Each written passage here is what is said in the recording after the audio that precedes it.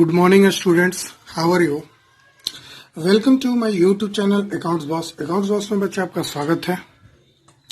Chapter dissolution of A partnership form, जिसका lecture number 12 हम आपके साथ आज शेयर करेंगे. और आज का टॉपिक लेक्चर नंबर 11 का ही कंटिन्यूएशन होगा. टॉपिक है some good cases of journal entries of dissolution. मैं डिसोल्यूशन का कुछ अच्छा जर्नल एंट्री बता रहा हूँ जो एग्जाम में आया था और आता भी है, और क्वेश्चन बनाने में इनकी जरूरत पड़ती है. ये पार्ट 2 यानी कि ये स्पेशल जर्नल एंट्री से रिलेटेड पार्ट 2 है, सेकंड लेक्चर है मतलब. आइए क्वेश्चन नंबर 7 तक मैं पिछले लेक्चर में बताया था. अगर आपने नहीं देखा है तो जरूर उसको देखेंगे. आपको देखने से आपका डिसोल्यूशन काफी स्ट्रांग होते जाएगा धीरे धीरे. आप एक एक क्वेश्चन चाहे कितना भी टफ हो, अगर आपसे एग्जाम में पूछे तो आप जरूर बना के आओगे. मैं आपको टोटल 26-27 कॉन्सेप्ट बताऊंगा, मोटा मोटी 27 कॉन्सेप्ट आपको बताऊंगा मोटा मोटी. और 27 जर्नल एंट्री टोटल अगर आप रिवाइज कर लेते हो तो आपका डिसोल्यूशन पार घाट लग जाएगा, मतलब आपकी नैया पार हो जाएगी बच्चे. तो आइए क्वेश्चन नंबर 8 को जरा पढ़ते हैं और बनाने की कोशिश करते हैं. An unrecorded asset of ₹4,000 and cash ₹6,000 was paid to an unrecorded liability of 12,000 in full settlement. कहने का मतलब है आपने क्या किया था, जरा मैं आपको बताऊं. आपने किया था कि आपके पास एक अनरिकॉर्डेड एसेट था 4,000 का, जिससे और आपके पास कैश भी था 6,000 का. टोटल मिला के आपके पास एसेट 10,000 का था. Was paid to an unrecorded liability of 12,000, जिससे आप मतलब ये टोटल 10,000 का यूज आप लाइबिलिटी का पेमेंट में किए, जो लाइबिलिटी आपका 12,000 का था, इन फुल सेटलमेंट. मतलब वो आपसे पैसा नहीं मांगेगा. जब भी हम बात करते हैं फुल सेटलमेंट का, इसका मतलब उससे अब पूरा सेटलमेंट हो गया, वो भी मान गया कि 12,000 की जगह चलो 10,000 तो कम से कम मिल रहा है. तो जैसे कि मैंने आपको पिछले लेक्चर में या उसके पहले ही बताया था कि जब कभी हम किसी लायबिलिटी का पेमेंट एसेट से करते हैं, यानी फिक्स्ड एसेट से करते हैं, तो वैसी स्थिति में हम उसका कोई जर्नल एंट्री नहीं पास करते हैं. तो आप गौर कर रहे होंगे कि अनरिकॉर्डेड एसेट 4,000 है, इसका भी यूज हो रहा है. कैश वाला तो खैर यूज हो रहा है, उसका बात अलग है. अब कैश से पेमेंट कर रहे हैं वो अलग बात है, लेकिन आप 4,000 तो अनरिकॉर्डेड एसेट से पेमेंट कर रहे हैं. तो वैसी स्थिति में इस 4,000 का कोई जर्नल एंट्री नहीं पास होगा. No journal entry will be pass for ₹4,000. But अगर किसी लाइबिलिटी का पेमेंट आप कैश में कर रहे हैं, यानी आप 60,000 लिखा हुआ था, तो आप किसी लाइबिलिटी का पेमेंट अगर 6,000 मतलब कैश में कर रहे हैं तो उसकी एंट्री होगी. तो सिर्फ इसमें एक ही जर्नल एंट्री होगी, और वो होगा आप लाइबिलिटी का पेमेंट कर रहे हैं तो फॉर्म के लिए खर्चा होगा. तो रियलाइजेशन अकाउंट ईयर टू कैश, क्योंकि आप कैश में पेमेंट कर रहे हो 6,000 रुपये. जहां तक नरेशन की बात है आप लिख सकते हैं बच्चे, an unrecorded liability paid, an unrecorded liability paid. अब सर कहोगे 4,000 वाला क्यों नहीं लिखे? भाई 4,000 का मैं फिर से बता दूं, जब कभी किसी लाइबिलिटी का पेमेंट अपने फिक्स्ड एसेट से करते हो, या एसेट जो भी लिखा है कैश को छोड़ के, कैश भी चूंकि एसेट है लेकिन कैश को छोड़ के कोई सामान देख के आप लाइबिलिटी का पेमेंट करते हो, तो वैसी स्थिति में उसकी एंट्री नहीं होती है. आगे बढ़ते हैं. अंकित एक पार्टनर है, agreed to pay off Mrs Ankit loan of 9,000. ये जो मिसेज अंकित लोन है ना बच्चे, ये थर्ड पार्टी लायबिलिटी होगा. हमेशा याद रखिएगा ये थर्ड पार्टी लायबिलिटी है, क्योंकि पार्टनर में तो अंकित है, तो अंकित की जो वाइफ है मिसेज अंकित कहलाएगी. तो अंकित की वाइफ यानी वाइफ्स लोन थर्ड पार्टी होता है. और थर्ड पार्टी लोन का जब भी पेमेंट करेंगे तो उसकी एंट्री करेंगे. अब चूंकि इस थर्ड पार्टी की लायबिलिटी का पेमेंट पार्टनर खुद कर रहा है, तो चूंकि फॉर्म के लिए खर्चा है तो रियलाइजेशन अकाउंट तो डेबिट होगा ही किसी भी सूरत पे. तो हम रियलाइजेशन अकाउंट डेबिट तो कर ही देंगे, लेकिन चूंकि कैश में ना करके अंकित खुद कर रहा है तो अंकित का कैपिटल अकाउंट घटा देंगे, सॉरी बढ़ा देंगे। अब क्यों बढ़ा देंगे उसका कैपिटल थोड़ा बता दूं भाई। कभी भी अगर लायबिलिटी का पेमेंट करेगा, चूंकि वो फर्म को पेमेंट करना था लेकिन ये लायबिलिटी का पेमेंट तो पार्टनर कर रहा है, तो बाद में फर्म पार्टनर को दे देगा, इसलिए इसका कैपिटल बढ़ा हुआ दिख रहा है, इसलिए क्रेडिट में दिख रहा है। जब भी कैपिटल लायबिलिटी होता है बढ़ता है तो हम क्रेडिट करते हैं। मैंने पहले ही बताया 9000 यहाँ लिख देंगे। और जहां तक बच्चे नरेशन की बात है, you can write here Mrs Ankit loan taken over by Ankit, लिख सकते हैं Mrs Ankit loan taken over by Ankit. Ankit wife loan का अंकित ले लेता है, बात खत्म है। आइए क्वेश्चन नंबर 10 में बढ़ते हैं। Anil a partner agreed to assume the responsibility of the discharge of the loan together with accrued interest of 500। Anil एक पार्टनर है, वो एज्यूम करता है कि हम रेस्पॉन्सिबिलिटी लेते हैं, हम लाइबिलिटी का पेमेंट कर देंगे, लोन का पेमेंट कर देंगे 500 रुपया इंटरेस्ट के साथ, which has not been recorded in the book, जिसकी रिकॉर्डिंग बुक्स ऑफ अकाउंट में नहीं हुई थी, और उस की बुक वैल्यू जो थी इस लोन का डिसोल्यूशन के पहले 20,000 थी। अब चूंकि ये अनरिकॉर्डेड है, अब जब अनरिकॉर्डेड है तो लिस्ट में तो ये खैर नाम नहीं जाएगा, लेकिन आप देख रहे हैं कि अनिल उस लोन का पेमेंट कर रहा है तो आपको मालूम होना चाहिए, अब विथ इंटरेस्ट कर रहा है तो आपको मालूम होना चाहिए। चूंकि ये लोन का पेमेंट हो रहा है तो फर्म के लिए खर्चा है, तो रियलाइजेशन अकाउंट डेबिट तो होगा ही किसी भी कीमत पे। अब रियलाइजेशन अकाउंट डेबिट तो हो गया, लेकिन इस लोन का पेमेंट अनिल एक पार्टनर है वो कर रहा है। आप देख लो जरा, अनिल एक पार्टनर है वो कर रहा है, तो जब अनिल एक पार्टनर इस लोन का पेमेंट बच्चा करेगा ना, तो फिर से हमको अनिल का कैपिटल अकाउंट बढ़ाना पड़ेगा, तो टू अनिल्स कैपिटल यहाँ पे हमको लिखना पड़ेगा। कभी भी टेंशन में आए आप कि सर ये तो लायबिलिटी का पेमेंट हो रहा है, अनिल कर रहा है, तो इसका कैपिटल अकाउंट क्यों बढ़ाएंगे। और यहाँ तो 20,500 का 20,000 बुक वैल्यू था प्लस 500 रुपया का इंटरेस्ट है, तो 20,500 रुपया पेमेंट कर रहा है। खैर उससे मतलब नहीं है, हम बात कर रहे थे कि नहीं कैपिटल अकाउंट क्रेडिट क्यों होगा। मैं बार बार बता रहा हूँ, ये जो लायबिलिटी है, जो आप लायबिलिटी देख रहे हैं 20,500 का, ये लायबिलिटी फर्म की लायबिलिटी है, और कोई पार्टनर एक पार्टनर तो देगा नहीं, फर्म की लायबिलिटी पूरे पार्टनर मिल के देगा, और पूरे पार्टनर को रिप्रेजेंट रियलाइजेशन करता है, तो हम तो डेबिट कर ही दिया, लेकिन पूरे पार्टनर के बदले में सिर्फ एक पार्टनर दे रहा है, तो पूरे पार्टनर उस पार्टनर को देगा जो पार्टनर लायबिलिटी का पेमेंट किया है, तो उस स्थिति में उस पार्टनर का कैपिटल बढ़ जाएगा। तो मैंने बढ़ा दिया, मतलब जो लायबिलिटी पेमेंट किया है उस पार्टनर का कैपिटल अकाउंट बढ़ा दिया जाएगा। नरेशन का एंट्री वही होगा, loan and on recorded interest agreed to be paid by Anil. Anil ने एग्री किया है कि पे कर देगा, इसलिए उसका कैपिटल अकाउंट हमने बढ़ा दिया। खैर 11 नंबर में आते हैं। अब 11 नंबर में और का सिलसिला बहुत ज्यादा है, मतलब हर क्वेश्चन में आप यहाँ पे और देखेंगे, तो और जब भी है तो ये समझिए कि सबकी जनरलिटी सेम ही होगा, बशर्ते कि क्वेश्चन अलग अलग है। खैर हमको तो क्वेश्चन बताना है बच्चे, मैं तो आपको अच्छे तरीके से बताऊंगा ही। Creditors were paid 29,700 in full settlement of their account of 30,000।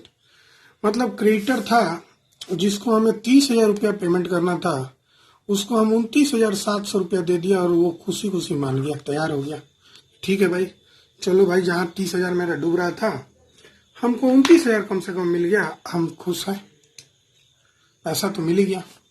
और यहाँ पे आपने क्रेडिटर का पेमेंट 30,000 ना करके 29,700 किया है, तो आप जितना भी पेमेंट करेंगे ना क्रेडिटर का, आप बस उसी का एंट्री करेंगे। तो बच्चे यहाँ पे आप जो एंट्री करेंगे उसी का हम एंट्री करने जा रहे हैं। यहाँ पे फर्म के लिए खर्चा है, चूंकि लायबिलिटी का पेमेंट हो रहा है, तो रियलाइजेशन अकाउंट डेबिट हो जाएगा बच्चे। टू कैश में हो रहा है, क्योंकि कुछ क्लियर नहीं है कि कोई पार्टनर ले रहा है। तो जब भी कोई पार्टनर लेता है तो पार्टनर का नाम लेते हैं, लेकिन कैश में हो रहा है। और 29,700 ही लिखेंगे, 30,000 नहीं लिखेंगे, क्योंकि फुल सेटलमेंट हो जा रहा है, मतलब अब वो तुमसे पैसा नहीं मांगेगा बच्चा। नरेशन में अगर बात करें तो लिख सकते हैं payment made to creditor, payment made to creditor. लेकिन इसी क्वेश्चन को हम दूसरे तरीके के क्वेश्चन बना के भी हम पूछ सकते हैं, जिसका सेम ही एंट्री होगा। जरा देखो और नंबर 2, यहां से देखो, syndicators amounted to 30,000, these were paid at a discount of 1%. These were paid at a discount of 1% लिखा हुआ है। 1% निकालने में बहुत सारे बच्चे गलती करते हैं। मैं आपको बता दूं 30,000 इंटू 1/100 आप करेंगे तो 2 0 कम होगा, यानी 300 रुपया होगा। तो 300 रुपये का डिस्काउंट मिल रहा है। 1% का मतलब 30% का डिस्काउंट, 300 रुपये का डिस्काउंट है बच्चे। तो 300 का डिस्काउंट होगा तो 30,000 में अगर 300 रुपये घटाएंगे तो घट के आपका 29,700 ही होगा। तो खैर, syndicators amounted to 30,000, these were paid at a discount of 1%। मतलब सिंडिकेटर 30,000 का था, जिसको 1% डिस्काउंट पे हमको पे करना है। तो यानी हमने पे किया 29,700। तो इसकी भी जनरेटी सेम जनरेटी होगा, रिलेशन अकाउंट या टू कैश अकाउंट 29,700। आगे बढ़ते हैं, तीसरा और नंबर 3, total creditors of the firm were 32,000। Total creditors firm का जो था 32,000 था। A creditor for 2,000 was untraceable and other creditor accepted payment allowing 1% discount. Total creditor form का 32,000 था। A creditor for 2,000 was untraceable and other creditor accepted payment allowing 1% discount. बहुत मस्त question है बच्चे। आप एग्जाम में ऐसे क्वेश्चन अगर आ जाता है ना, तो बहुत सारे बच्चे को दिमाग में काम नहीं करता है। मैं आपको बता दूं, जब भी आप ये जो चैप्टर पढ़ रहे हैं डिसोल्यूशन, आप सीए करेंगे तो आईपीसीसी में पढ़ेंगे। आप अगर ग्रेजुएशन करेंगे तो फर्स्ट ईयर में पढ़ेंगे, वहां पे डिसोल्यूशन चैप्टर। और इस तरह के क्वेश्चन आ सकते हैं, वहां भी काम आ जाएगा, और यहाँ तो काम आ ही रहा है, सीख ही रहे हैं। तो जरा यहाँ पे इसको अच्छे तरीके से समझिएगा, हम समझाने जा रहे हैं। हमारे पास 32,000 का क्रेडिटर था, समझिएगा जरा। मेरे पास 32,000 का क्रेडिटर था, जिसमें से 2,000 का जो क्रेडिटर था ना, वो अनट्रेसेबल था। हम उसको ढूंढ नहीं पाए। हम तो खोज रहे थे कि उस क्रेडिटर का पेमेंट करें, लेकिन हमको मिला ही नहीं क्रेडिटर, कि क्रेडिटर है भी या नहीं है। मतलब हम उसको ढूंढ नहीं पाए किसी भी कारण से। लॉजिक कोई भी लगा सकते हैं आप। आपको तो क्वेश्चन में सिर्फ लिखा हुआ है अनट्रेसेबल, मतलब आप उसको फाइंड नहीं कर पाए कि मेरा 2,000 का क्रेडिटर कौन है कि हम उसको पेमेंट करें। तो जाहिर सी बात है, आप सिर्फ 30,000 वाले क्रेडिटर का ही आप पेमेंट करेंगे। अब भाई 2,000 वाले को तो आप ढूंढ ही नहीं पाए, तो वो तो आपका क्रेडिटर से लिस्ट से खत्म ही हो जाएगा। तो बचा 30,000 का क्रेडिटर। अब ये तो ढूंढ लिए हैं, लेकिन ये भी बोल रहा है कि आप हमको 1% के डिस्काउंट पे पेमेंट कर दो। मतलब वो रेडी है कि 1% के डिस्काउंट पे पेमेंट हो जाएगा। तो आप 30,000 में से -1% आप करेंगे तो फिर से निकल के 29,700 ही आएगा। -1% हम बात कर रहे हैं बच्चे। तो अगर 30,000 का 1% निकालेंगे तो 300 आएगा, 300 घटा देंगे 30,000 में से तो 29,700 होगा। तो फिर से उसकी एंट्री हो जाएगी रियलेशन अकाउंट या टू कैश अकाउंट। मतलब फॉर्म के लिए खर्चा है तो रियलेशन डेबिट होगा, और कैश फॉर्म के तरफ से जा रहा है तो कैश क्रेडिट हो जाएगा। एंट्री तो वही होगी, क्वेश्चन अलग था बच्चे बेशक। और हमें तो काम है कि हर तरह का क्वेश्चन आपको बता दूं, ताकि एग्जाम में या क्वेश्चन बनाते समय कहीं का आप टेस्ट दो, सब क्वालिफाई कर जाओ। इससे टफ क्वेश्चन आएगा ही नहीं, कहीं कोई बताएगा ही नहीं। मैं तो सारे टफ क्वेश्चन को भी आपको बता रहा हूँ, एकदम स्टैंडर्ड क्वेश्चन को ढूंढ के लाया हूँ, जो आपके साथ शेयर कर रहा हूँ। Creditors of 30,000 we are due on an average basis. अब due on an average basis का मतलब क्या होता है? जब ड्यू होगा तो पेमेंट किया जाएगा 1 month after the dissolution of the form. Creditor है, कब ड्यू हो रहा है? 1 महीना बाद। मतलब क्रेडिटर है 30,000 का, उनकी पेमेंट डिसोल्यूशन के 1 महीना बाद कर देना है। मतलब ऐसा भी क्रेडिटर होगा ना, जिससे आपने कोई सामान खरीदा है और आपने बोला कि ठीक है हम आपका पेमेंट कर देंगे, जब खरीदे थे उसी समय बात हुई थी कि 3 महीना बाद हम आपका पेमेंट कर देंगे, लेकिन 2 महीना के बाद ही आफ्टर 2 मंथ ही आपका बिजनेस बंद हो गया। इसका मतलब उस क्रेडिटर का पेमेंट तो बिजनेस बंद होने के समय तो ड्यू ही नहीं है, यहाँ तो ड्यू है ही नहीं, अब वो पेमेंट करना ही नहीं है। लेकिन वो 1 महीना बाद आएगा आपसे पेमेंट मांगने, तब तक देखेगा आपका बिजनेस बंद हो गया है, तब वो क्या कहेगा अब जरा सुनते हैं आगे। However, they were paid immediately at 12% discount per annum. आओ, बात बहुत जबरदस्त है बच्चे। ये क्वेश्चन तो हर एक क्वेश्चन में हमने पाया है, इस तरह का क्वेश्चन, सेम क्वेश्चन, ये इंपॉर्टेंट है बच्चे। तो मैं बात कर रहा था कि 30,000 का क्रेडिटर था जिसको आपको पेमेंट अभी नहीं करना था, 1 महीना बाद करना था डिसोल्यूशन फॉर्म के। क्यों? क्योंकि मैं फिर से कहानी बता दूं, हमने जब सामान खरीदा था तो उस समय बात बनी थी हमारे और क्रेडिटर्स के बीच में कि हम आपका पेमेंट 3 महीना के बाद करेंगे, लेकिन मेरा तो बिजनेस 2 महीना बाद ही बंद हो गया। लेकिन उस क्रेडिटर का पेमेंट के लिए अभी तो हम ड्यू नहीं हुए हैं, ड्यू तो होंगे 1 महीना बाद। तो हम उसको अब बोलेंगे कि भाई मेरा बिजनेस बंद हो गया, कुछ हिसाब किताब लगाओ। तो वो हिसाब किताब लगा के बोलता है कि ठीक है 12% डिस्काउंट पर एनम के हिसाब से हमको दे दो। हम भी राजी है और आप भी उसको बोले ठीक है हम पेड कर दे रहे हैं इमीडिएटली। अब इमीडिएटली पे करेंगे तो हमको छूट तो मिलना ही चाहिए। अब वो क्रेडिटर भी राजी हो गया, अरे तो भाग जाएगा, बिजनेस तो बंद ही हो गया है, क्यों ना हम इससे 1 महीना पहले ही पेमेंट ले ले, भले ही मेरा 12% का खर्चा गिरे। चूंकि क्रेडिटर 12% पर एनम का डिस्काउंट देगा तो उसके लिए तो खर्चा ही है ना, हमारे लिए तो इनकम है। अब सवाल ये उठता है कि 12% डिस्काउंट पर एनम के हिसाब से देगा, लेकिन हमको तो यहाँ 1 महीने के बाद ही पेमेंट करना है। तो वैसी स्थिति में एक वर्किंग नोट करेंगे। आप इस वर्किंग नोट को लिखेंगे इस क्वेश्चन के लिए प्लीज। मैं वर्किंग नोट वहां पे नहीं लिख के यहीं पे लिख रहा हूं। कैलकुलेशन ऑफ, एकदम अच्छा से लिखेगा, कैलकुलेशन ऑफ अमाउंट, दिख रहा है ना बच्चा, calculation of amount due to creditor, due to creditors. Creditors था आपका 30,000 का, लेस करेंगे डिस्काउंट, और डिस्काउंट तो हम 30,000 का मिल रहा है 12% से, लेकिन सिर्फ 1 ही महीना का मिल रहा है।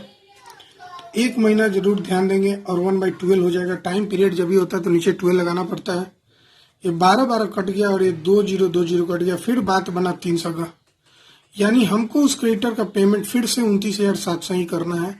मतलब घुमा फिरा के मैंने कैलकुलेट किया हुआ है, हमको तो 29,700 ही पेमेंट करना है। तो ये जनरलिटी सेम है, रिलेशन टू कैश होगा क्रेडिटर का पेमेंट 29,700। लेकिन हमको ये चीज आपको वर्किंग नोट में समझाना था और आप सीख लीजिएगा। बिल्कुल ये प्रोसेस आपको जरूरत की चीज है, आप जरूर इसे सीख लीजिएगा। यहाँ पे एक वर्ड लिखा था 1 मंथ, अगर 2 मंथ होगा तो 2 महीना लिखते, 3 मंथ होगा तो 3 मंथ लिखते। ऑन एन एवरेज बेसिस इसको कहा जाता है बच्चा। खैर क्वेश्चन नंबर 12 पढ़ते हैं। मतलब क्रेडिटर से रिलेटेड एक से एक क्वेश्चन आपको दूंगा। 12 नंबर उससे भी स्टैंडर्ड है बच्चा, 12 नंबर उससे भी स्टैंडर्ड है, ठीक है। चलो पढ़ते हैं। 50% of the creditors were paid 4,000 less in full settlement and the remaining creditors were paid full amount. Book values of the creditor given in balance sheet just before dissolution was 1,00,000. अब जरा ध्यान से पढ़ना, अगर समझ गए तो अच्छी बात है, नहीं समझे तो मैं समझाऊंगा। देखो भैया, 50% of the creditor were paid 4,000 less in full settlement। मतलब 50% जो क्रेडिटर था ना उसको 4,000 कम में फुल सेटलमेंट में पे कर दिया गया, और जो रिमेनिंग क्रेडिटर था उसको फुल अमाउंट पे किया गया। और क्रेडिटर मेरे पास बैलेंस शीट में 1,00,000 दिख रहा था, यानी जो 1,00,000 का मेरे पास क्रेडिटर बच्चे दिख रहा है ना, उस 1,00,000 का आप 2 टुकड़ा करेंगे। 2 टुकड़ा मतलब 2 टुकड़ा करेंगे बच्चे, 2 पार्ट्स में डिवाइड करेंगे। अब परसेंटेज 50% है तो बड़ा इजी है, कभी कभी तो 40% 30% कुछ भी बोल देता है। अब 50% होगा तो ये दोनों जोड़ के हमेशा 100% होगा, याद रखिएगा जो भी रहे, क्योंकि ये 100 को रिप्रेजेंट कर रहा है। तो 1,00,000 का 50% बच्चा 50,000 होगा, और 1,00,000 का दूसरा 50% भी 50,000 होगा। अब जो पहला क्रेडिटर है 50,000 का, वो 4,000 कम में तैयार हो गया, मान गया, तो अब हम 4,000 कम में उसका पेमेंट करेंगे। तो अब उसको हम पेमेंट करने वाले हैं 46,000। लेकिन दूसरा जो क्रेडिटर था remaining were paid full amount, उसको 50 का 50 पे किया गया। तो कुल अमाउंट हम लोग कितना पे किए कैश में, जरा बताओ। 50 प्लस 46 मतलब 96,000 हमने उसको पेमेंट किया। मैं फिर से बता दूं, मेरे को 1,00,000 रुपया क्रेडिटर को पेमेंट करना था। क्वेश्चन देख लो। अब 1,00,000 में 50% वाला जो क्रेडिटर है ना पहला, उसको 4,000 कम में तैयार हो गया, वो मान गया कि 4,000 कम में मान गया। लेकिन दूसरा जो 50% था वो बड़ा ढीठ था, वो मान ही नहीं रहा था। वो बोला नहीं हम लेंगे तो पूरे का पूरा लेंगे। पहला वाला तो बेचारा मान गया कि 4,000 कम में चलो फुल सेटलमेंट हो गया। लेकिन दूसरा 50% जो रिमेनिंग है ना 50%, वो ढीठ था। वो बोला नहीं, अड़ गया कि मुझे 50,000 है, 50,000 दो। अब भाई अड़ गया तो तुमको देना ही पड़ेगा, कोई सवाल ही नहीं उठता है नहीं देने का। तो आप उसको 50,000 दे दिया। तो टोटल कैश आपने 96,000 दिया। तो इसकी एंट्री जब आप करेंगे बच्चे, टुगेदर नंबर का वर्किंग नोट तो हम यही कर दिए। हम वर्किंग नोट बच्चे हम यही कर दिए। अगर आप वर्किंग नोट इसको स्टैंडर्ड तरीके से करना चाहते हैं तो हम वो भी बता देते हैं। पहले तो ये वर्किंग नोट सीख लो डिवाइड करने वाला, फिर हम स्टैंडर्ड तरीके से बताते हैं। तभी तो पहले जनरल एंट्री कर लेते हैं, फिर स्टैंडर्ड तरीके से वर्किंग नोट बताते हैं, क्योंकि एक वर्किंग नोट से तो आप समझ ही गए होंगे। तो भाई रियलाइजेशन की तो पेमेंट आप कर रहे हैं, सॉरी क्रेडिटर की पेमेंट कर रहे हैं, तो रियलाइजेशन अकाउंट डेबिट तो होगा ही। तो चलो भाई रियलाइजेशन अकाउंट डेबिट कर देते हैं, क्योंकि फॉर्म के लिए खर्चा है। 96,000 आपको पे करना है। और टू की चूंकि ये कैश में आप कर रहे हैं तो टू कैश अकाउंट लिख देंगे और 96,000। जहां तक नरेशन का बात है, क्रेडिटर्स पेड ऑफ आपने पे कर दिया। अब सवाल ये उठता है कि नहीं सर हमको कैलकुलेशन थोड़ा स्टेटमेंट में सिखाइए। तो लो प्यारे मेरे प्यारे बंधु, मैं आपके लिए तो बैठा हूं, एकदम प्यार से समझाता हूँ। लो धीरे धीरे समझाता हूँ, पहले लिख लो कैलकुलेशन ऑफ वर्किंग नोट। कभी कभी नहीं हमेशा दिखाना पड़ता है। वर्किंग नोट कभी कभी आप शॉर्टकट दिखा सकते हैं जब उसमें मार्क्स नहीं लिखा हो। लेकिन अगर मार्क्स वाला वर्किंग नोट हो तो आपको थोड़ा डिटेल में लिखना पड़ेगा। तो ये सब वर्किंग नोट चूंकि मार्क्स वाला नहीं होता है तो शॉर्टकट मैंने जो पहले बताया वो आप लिख के चला सकते हैं। जो मैं ऐसे कर देता हूँ, लिख लो कैसे मैंने किया। अब जहाँ प्रोसेस की बात होती है तो हम भी जिद्दी हैं, आपको प्रोसेस सिखाएंगे ही। मैं तो एक ही सिखाने के पक्ष में रहता हूँ। फिर भी अब लो फॉर्मेट वही हो गया। पहला 50% ऑफ क्रेडिटर्स, मैं कुछ नहीं करूंगा, उसी को लाइन से जरा लिख दूंगा। वेयर पेड ₹4,000 लेस, मैंने कुछ नहीं किया, बस उसी को उतारा हूं। यानी 1,00,000 का आप 50% निकालो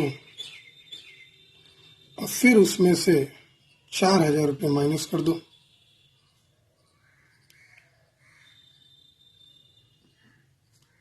तो जो बात आएगी वो होगी 46,000।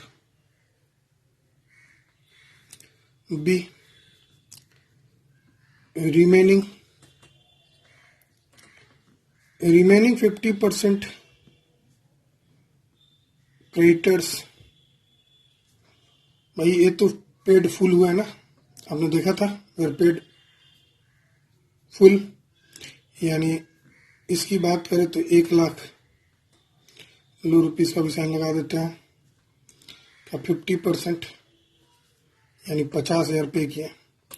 यानी अगर टोटल की बात करें हम तो 96,000 हमने उसको पे किया। Total amount paid to creditors.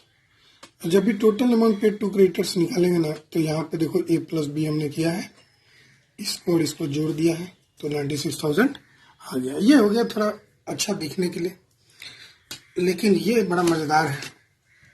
मैं तो अक्सर ऐसे ही बताता हूँ। और ये बच्चे जो जिद करते नहीं सर देखने में अच्छा नहीं लग रहा, जरा लुक बढ़ा दिए उसका, तो लुक बढ़ा दिया मैं। लो भाई मेहनत करो जरा। आगे बढ़ते हैं। Creditors agree to take over debtors in full settlement of their claim. Creditors जो है वो राजी हो गए डेटर्स लेने के लिए, मतलब डेटर्स समझते हैं, नहीं समझते हैं तो लो हम बता दें। एक होता है क्रेडिटर जिसको हमको पेमेंट करना होता है, एक होता है डेटर जो हमको पेमेंट करता है। हम है फर्म, लो ये फर्म है, हम फर्म है, तो ये बंदा हमको देगा, हाँ हम इसको देंगे। तो एक काम करते हैं, हम अपने डेटर को बोलेंगे वो उसी को दे दो, ऐसा हम बोल सकते हैं ना भाई। डेटर हमको देगा फिर हम क्रेडिटर को देंगे, तो हम हमारा बिजनेस बंद हो रहा है, हम डेटर को ही बोलेंगे तुम जाके मेरा क्रेडिटर को दे दो, उन लोग को मिला देंगे भाई। बात समझ रहे हैं। और जब कभी, फिर से मैं बता दूं, जब कभी कोई लायबिलिटी की पेमेंट एसेट से करते हैं, कैश छोड़ के, कैश भी एसेट है उसको छोड़ के, जब कभी किसी लायबिलिटी का पेमेंट हम एसेट के थ्रू करते हैं ना बेटा, तो एंट्री नहीं करते हैं, एंट्री नहीं करते हैं, याद रखना। अगर आप एंट्री कर देते हो तो आपका गलत हो जाएगा। मैं बार बार इस बात को समझाने पे जोर दे रहा हूँ। व्हेनेवर यू पे any liabilities through assets, whenever you pay any creditors through assets except cash, because cash is also asset, then in that situation no journal entry will be passed. So in the given case, creditors agree to take over debtors in full settlement of their claim. Book values given in balance sheet just before dissolution, creditor है 1 lakh, debtor था 90,000। चूंकि full settlement की बात आ रही है, मतलब कि हमको करना था 1 लाख रुपया पेमेंट, लेकिन ये जो क्रेडिटर भाई साहब है ना वो 90,000 में ही मान गए। इसी को बोलते हैं फुल सेटलमेंट। मान गए, फुल सेटलमेंट मतलब मान गए। अब वो आपसे पैसा नहीं मांगेंगे, वो राजी हो गए, हंसी खुशी तैयार हो गए, उसी को बोलते हैं फुल सेटलमेंट। खाता खत्म, 1 लाख का चीज हम 90,000 में पे करके खाता खत्म कर दिया। लेकिन हमने कैश में ना करके अपने डेटर से बोला जो हमको देने वाला था कि भाई एक काम करो, हमारा बिजनेस बंद हो रहा है, तुम मेरे दरवाजा पे मत आओ, मेरे जिससे हमने उधार लिया था उसी को तुम सेटलमेंट कर दो। आपका डेटर भी राजी, आपका क्रेडिटर भी राजी। जब मियाँ बीवी राजी तो क्या करेगा खाजी, कहावत तो सुने होंगे ना। तो क्रेडिटर भी राजी है, डेटर भी राजी, और उनकी सेटलमेंट हो गई। तो वैसी स्थिति में हमने पढ़ा था बच्चे, no journal entry will be passed, no journal entry will be passed. No journal entry मतलब नो जर्नल एंट्री, कोई एंट्री नहीं होगी इस केस में। अगर आप एंट्री कर देते हो बच्चे तो आप गलत कर देते हो। जब कभी ऐसा लिखा रहे तो मेरा एक नोट याद रखना, मैं जरा नोट लिख दूं। वैसे तो बार बार मैं मुंह से बोला हूं, जरा लिख देता हूं। इफ एन एसेट, चाहे वो एसेट रिकॉर्डेड हो या अनरिकॉर्डेड हो, चाहे वो एसेट हो रिकॉर्डेड हो या अनरिकॉर्डेड हो, is given in payment of liability, और पेमेंट जब लाइबिलिटी का कर रहे हैं तो वो भी श्योर रहो, चाहे वो रिकॉर्डेड लाइबिलिटी हो चाहे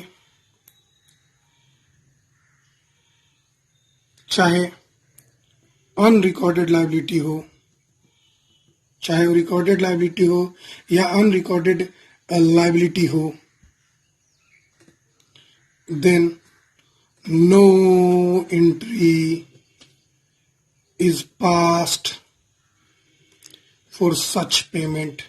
मैं इतना बार इसको बताया हूं और आज इसको लिख दिया कि लो भाई लिख लो, बच्चे याद कर ले जरा। इफ एन एसेट, चाहे वो रिकॉर्डेड हो या अनरिकॉर्डेड एसेट का यूज आप कर रहे हैं, चाहे वो रिकॉर्डेड लाइबिलिटी का पेमेंट में यूज कर रहे हैं, चाहे अनरिकॉर्डेड लाइबिलिटी का पेमेंट में यूज कर रहे हैं, मतलब कहने का मतलब है कोई एसेट्स का यूज अगर कोई लाइबिलिटी का पेमेंट करने में करेंगे तो उसके लिए कोई जर्नल एंट्री नहीं पास करेंगे। अगर आप कर देंगे तो गलत हो जाएगा। ठीक है बच्चे, तो चलते हैं, मिलते हैं हम लोग नेक्स्ट लेक्चर में। तब तक के लिए बाय। प्लीज मेरे वीडियो को लाइक करें, शेयर करें, सब्सक्राइब करें और मुझे ढेर सारा प्यार दे बच्चे, जरा कमेंट करके, और वो प्यार आपका कमेंट में दिखेगा तो प्लीज बरसाइए अपना प्यार, दिल खोल के कमेंट कीजिए। Thank you, bye bye. फिर मिलते हैं हम लोग नेक्स्ट लेक्चर में।